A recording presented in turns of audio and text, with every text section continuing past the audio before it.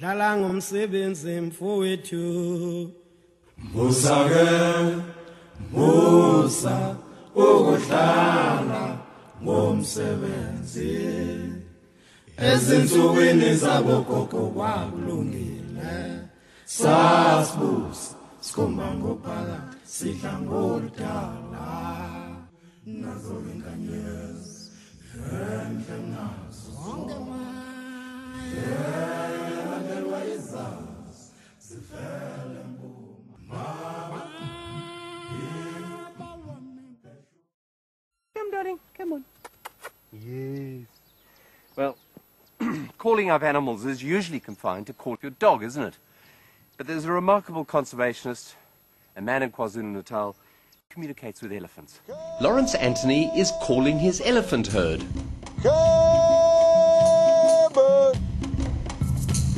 Beautiful boy, huh? When the first of these elephants arrived 9 years ago at Thula Thula, Lawrence's private game reserve in Zululand, he says he could never have imagined that a relationship would eventually grow between himself and this group of so-called rogue wild elephant. It's not a case of adopting the elephants.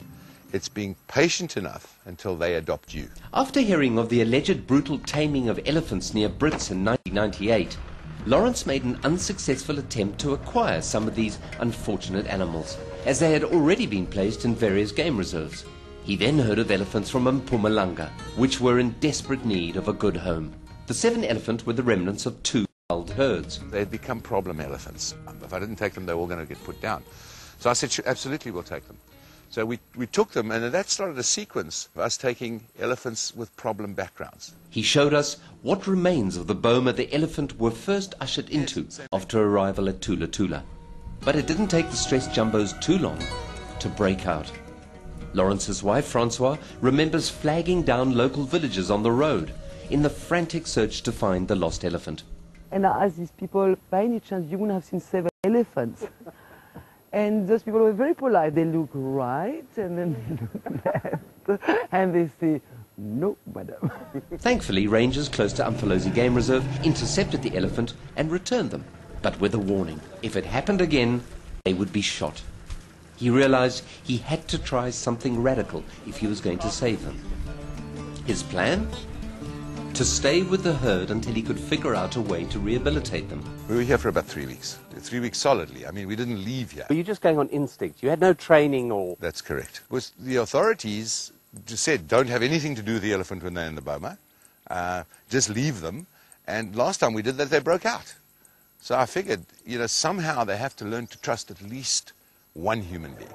At first, Lawrence kept his distance, but all the while talking to the elephant as he circled the boma. I talk about stuff I don't know anything about. I sing.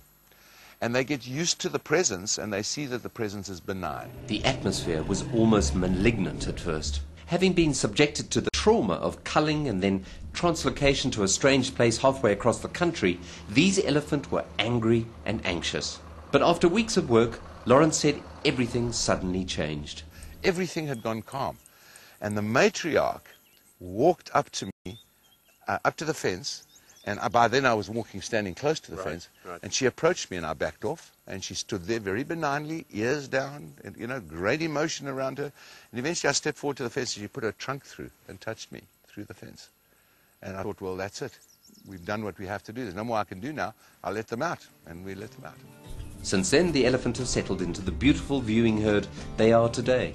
And he has continued to add unwanted animals to the herd with the help of Nana, the matriarch who first reached out to him at the boma. And on one occasion, this new elephant saw me in the bush for the first time and started to charge, started to come at me. And I was actually on foot, a distance away, but on foot. And the matriarch, Nana, and her assistant, Frankie, stopped the charge. They actually blocked the charge with their body.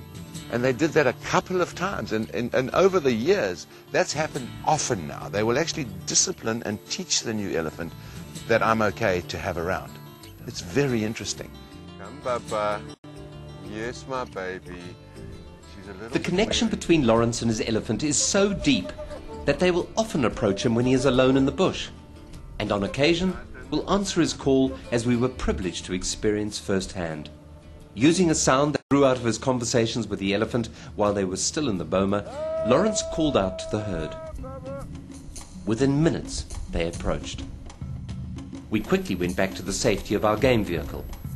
Normally, meetings between Lawrence and the elephant don't include a television crew. So he made sure the elephant's attention would be diverted from our vehicle by laying down food. Despite this, Nana came very close. Come, Baba. Come, Baba. But the situation was too charged, and Lawrence pulled us away. Let's go.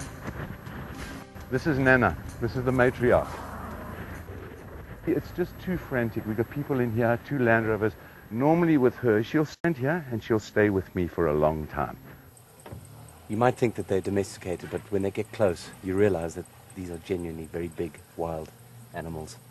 But just wonderful to see the interaction with Lawrence. We drove off, but even as I spoke to Lawrence about our close encounter at a nearby river, one of the young bulls, Mandla, couldn't control his curiosity and spied. He's known me since he was a baby, this one. He's smelling, you see what's happening here now. Did you imagine that it would continue, that you would have this special relationship? Not at all, Richard. And the key to this, though, is to get them so that they're not habituated to human beings. They have to, stay in the bush and be bush elephants so the game drive, our guests can see them. Through the trust built between Lawrence and elephant, the herd has become willing to accept the presence of other human beings, provided they keep their distance. We watched the elephants peacefully for hours as part of a regular game drive. But before we left Thula Thula, we were lucky enough to get a glimpse of how gentle these huge animals can be when communicating with Lawrence one-on-one. The strangest thing happens is if I go away, I go overseas or whatever, whenever I come back, the day I come back when I drive in, they're standing. They'll come up to the house. Mandla, who had been watching us at the riverbed, suddenly appeared at Lawrence and Francois's garden fence. We like to believe he had come to say goodbye to us, but more than likely he was just making sure Lawrence wasn't the one doing the leaving. A day spent with KwaZulu-Natal's elephant whisperer was truly one of my most memorable experiences. And while it must always be remembered that these are wild animals and therefore potentially dangerous, this extraordinary relationship with the elephants has offered Anthony an amazing opportunity to learn about them. But remember, always on their terms.